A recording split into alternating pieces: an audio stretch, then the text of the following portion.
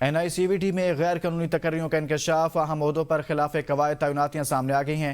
Head of HR، internal audit, corporate procurement اور store head شامل ہیں۔ DG آڈٹ کی رپورٹ میں غیر قانونی تقرریاں فوری منسوخ کرنے کی سفارش کر دی گئی ہے۔ ایگزیکٹو ڈائریکٹر پر آڈٹ رپورٹ نظر انداز کرنے کا الزام ہے، جبکہ مبینہ طور پر من پسند افراد کو عہدوں پر برقرار رکھا گیا ہے۔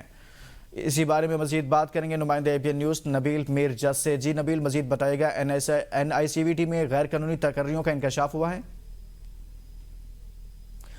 نبیل، آپ سن پا رہے ہیں تو بتائیے گا اس حوالے سے کہ NICVT میں کیا غیر قانونی طور پر تقرریاں کی گئی ہیں؟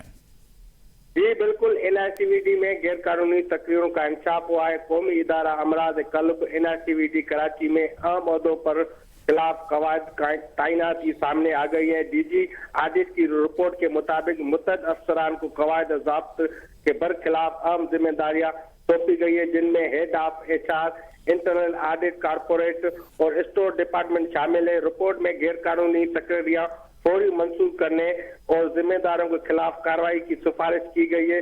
ذرائع کے مطابق ایگزیکٹو ڈائریکٹر پر آڈٹ رپورٹ کو نظر انداز کرنے پر مبینہ طور پر اپنے من پسند افراد کو عہدوں پر برقرار رکھنے کا الزام بھی عائد کیا گیا ہے۔ غیر قانونی تعینات پر Dawar Hussain head of HR، Muhammad Faisal head of internal audit, Razia Urooj head of store اور خورشید ہیڈ آف کوآپریٹو شامل ہے۔ معاملہ public accounts committee Sindh assembly تک پہنچ گیا ہے اور رواں ماہ اس پر بھی PAC اجلاس متوقع ہے۔